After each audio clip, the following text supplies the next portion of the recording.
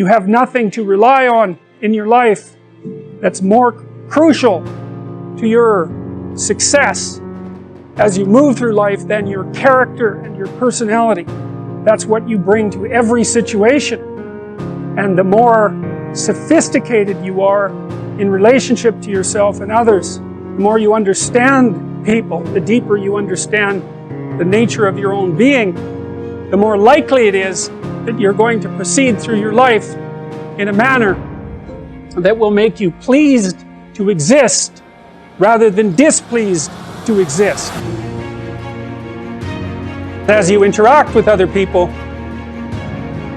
you inevitably tell them what you want and what you don't want. When they give you what you want, what you admire, you respond positively to them, you pay attention to them, you smile at them, you focus your thoughts on them, you interact with them, and you reward them for acting in a particular manner. And when they don't respond the way that you want, then you punish them with a look, or by turning away, or by rejecting their friendship, or when you're a child, by refusing to play with them. And so we're engaged in the co-creation of personalities, our own and others. And that also brings up the same question. What is it that we are all collectively trying to be and trying to create? Honest communication between two people can produce personality transformation. And you might think, well, you kind of know that already, because there's something very engaging about a deep, honest conversation where you're able to say things that you wouldn't normally say, where you're being listened to by someone who's actually listening to you and you're listening to them. And in the conversation, you're moving both of you further to a different point. That's different than a conversation where you're right and you're trying to convince me, or I'm right and I'm trying to convince you, which I would say is the typical conversation. The healing conversation is more, well, what's up with you? How are you doing? How's your life going? What sort of problems are you facing? What do you think about those problems? Can you conceptualize what a solution might be? Is there a way we could figure out how to get there? So it's a problem-solving conversation, and it's predicated on the presupposition that the person that you're conversing with has the capacity to grow in a positive direction if they so choose. There's lots of different places that you can act in the world, and there's lots of different ways you can look at it and survive. That's why you can be a plumber and a lawyer and an engineer, and those all work, right? Even though they're very different modes of being. And you can have different personalities and survive, as long as you're capable of finding the place where your particular filters and behavioral proclivities match the demand of the environment. And a huge part, I would say, of successful adaptation is precisely that. I believe that you need to know what the world is made of, and I suppose that's the proper domain of science, but then you need to know how to act. And that's a whole different thing. And you need to know how to act. That's the thing you need to know most of anything, because of course you're a living creature, and action in relationship to desired goals is everything to you. And you can think about that from a Darwinian perspective. You have to act, at least so that you can survive, at least so that you can find a partner. That's life. And so part of the question is, well, how does the world look if you think about it as a place to act? And the answer isn't a place of value-free objects. That's not what the world looks like. And you can't act in a world of value-free objects because there's no way of choosing between them. If everything has zero value, why would you choose one thing over another? You live in a world where things present themselves to you as of different value. You make yourself out of the information that you gather in the world. So you're an exploring creature. You explore specifically when the maps that you're using in the world are no longer orienting yourself properly, when they're producing errors. You go out, gather information, and assemble yourself from the information that you discovered. There's some relationship between your personality and the manner in which your brain functions. I've often found it useful when I'm trying to remember something to have a story to hang the facts on, Otherwise, you're faced with the necessity of doing nothing but memorization, and it isn't obvious to me that memorization actually constitutes knowledge.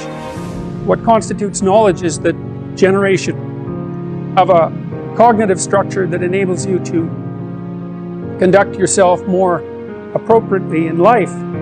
And so I suppose you might say that you could argue that a course in psychology, especially in personality, is a course in applied wisdom as well, assuming that wisdom is in part your capacity to understand yourselves so that you don't present too much of an intolerable mystery to yourself, and also to understand others so that you can predict their behavior, understand their motivations, negotiate with them, listen to them, and formulate joint games with them so that you can integrate yourself reasonably well with another person and with a family and in society.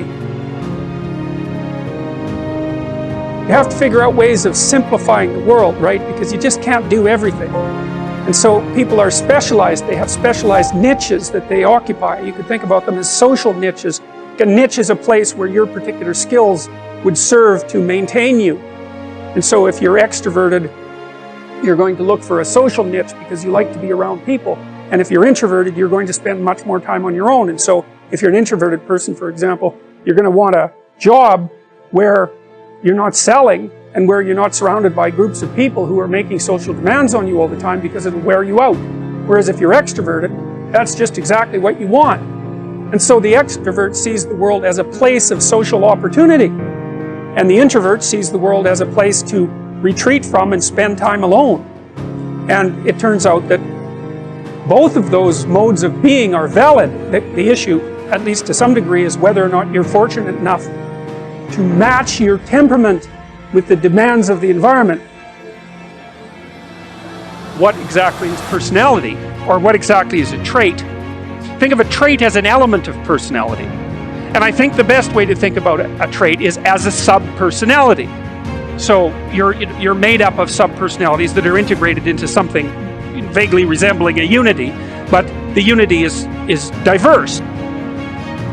Part of the reason it's useful to know what your traits are is because it can help you figure out how you should orient your life. Like, so for example, if you're high at extroversion, you've got a proclivity towards sales, for example. And you're going to like occupations where you have a lot of opportunity for social interactions and social networking. You're not going to be happy if your job requires you to sit alone for extended periods of time and work in the absence of social interaction. So, and you want to be in a position that capitalizes on your traits, because it's really difficult to work contrary to your traits. Imagine that you're looking for a stable partner, right? So you might think, well, what do you want in a stable partner? And at least in principle, one of the things you don't want is too much mismatch between you and that person. So for example, if you're really extroverted and you have a really introverted partner, you're going to engage in continual conflict about how much social activity the two of you should subject yourself to. And it's very, very difficult for people who widely differ on those dimensions to come to consensus, because it's not just a matter of opinion, right? It's really a matter of different, if you're looking at extremes, of really different types of people. And the thing about introverts is they just don't enjoy large-scale social interaction that much. One-on-one, they're often fine, but in a group, they don't like that, and it tires them out. Whereas a real extrovert, it's like you isolate them and they just wither on the vine, because a huge part of what actually motivates them in a positive way is tangled up with social interaction. And so if you're an agreeable person and you have a particularly disagreeable partner, you're also going to run into problems, because the agreeable person will say whatever you want, whenever, and a disagreeable person will say, well, I'd like to know what the hell you want for a change, and be much more harsh and much more demanding in the situation. And the agreeable person is going to find the disagreeable person harsh and unpleasant, and the disagreeable person is going to find the agreeable person wishy-washy and unable to stand up for themselves. And again, that's actually one of the primary sources of tension between men and women, because women tend to be higher in agreeableness than men. Well, if you're conscientious, you're industrious and orderly. And orderly people seem to be sensitive to disgust. Industrious people find it unpleasant and unsettling to not be doing something. The industrious people can't stand sitting around doing nothing. In a community where everyone knows everyone, the people who work hard are going to be pretty irritated on a fairly chronic basis with the people who are completely unproductive. And my suspicions are that plenty of people who were completely unproductive in the history of the evolution of our species were wiped out by people who were unhappy with their lack of productivity. And so I think, generally speaking, human beings have this sense of ethical obligation with regards to one another to share labor. And people who are conscientious really, really feel that. So they feel bad if they're not busily working on something that's productive all the time. And so the advantage to being with someone conscientious is, well, they're going to work like mad, but the disadvantage is they're going to work like mad. So, if you're looking for a partner that you want to relax with or have fun with, or who isn't uptight, then a conscientious person is probably not a very good choice. On the other hand, if you're a conscientious person and you're living with someone who's really unconscientious, that's good because they might be able to help you relax, but you're not going to be happy with them because they don't work nearly as hard as you do. So if you're a really orderly person and you live with a disorderly person, well, good luck getting along with them. They're going to regard you as like uptight and over concerned with details and unwilling to relax, that's for sure. And they're going to regard you as, well, just a bloody mess, and how can anyone possibly live with someone like you? So another reason why it's useful to understand your personality is because I think it gives you a better crack at finding someone that you can actually live with over the long run. And I don't think you want to live with someone who's exactly like you, because then both of you have the same strengths and weaknesses, and there's a bit of a problem there, right? Because maybe an agreeable person can use a bit of a disagreeable person around them to balance each other out, and vice versa, right? So we don't understand the optimal balance for long-term thriving in a relationship, but I think we do understand the fact that if you're too different in your traits, that where you're different is going to constitute a chronic source of conflict. If you're an extrovert, does being around groups of people make you energetic, or does it exhaust you? And if you're the sort of person that, will go to a party and interact with 20 people, and then you have to go home and be by yourself for like 2 weeks, then you're introverted. Introverts are exhausted by social interactions. Extroverts are the opposite. They're energized by social interactions. And you might be in the middle, so that you can take it or leave it with regards to social interactions, but you're happy to go to them and you're happy to spend time by yourself.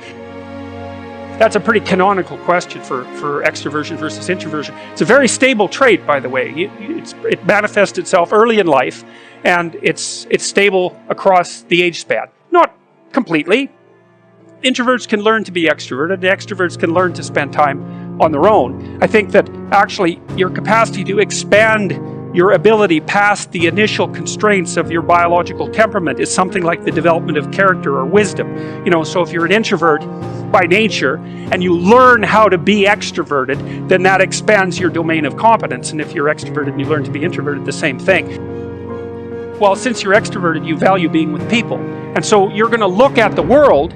For example, if you're extroverted, you come into a room like this, you think, oh, look, it's a whole field of opportunity for social interactions. And if you're introverted, you think, well, maybe I'll go sit up in the corner and hope everybody leaves me the hell alone.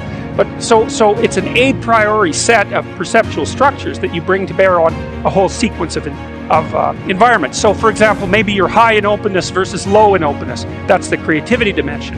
People who are high in openness tend to be artists and entrepreneurs. And open people will look at other people as opportunities to engage in interesting intellectual conversations. And so you can tell when you're talking to someone open, especially if they're very high in openness, because they're going to want to talk to you about ideas or about aesthetics. That's what it's going to go right away. So that's how they view you, as a source of that sort of conversation. That's how they view the landscape. Someone who's high in neuroticism, which is a negative emotion dimension, is more likely to view the world as a place of threats to be protected against, because they're more anxious and more prone to emotional pain.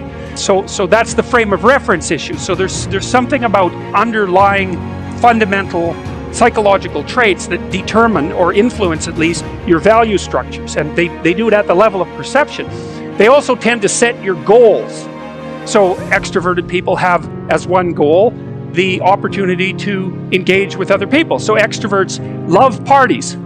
They live for parties. They love to tell jokes as well. That's a very good behavioral marker of extroversion. And so, because they value those sorts of things, they set them as goals in their life. Or you could say the extroversion operating within them sets them as goals within their life, depending on how deterministic you want to be about it.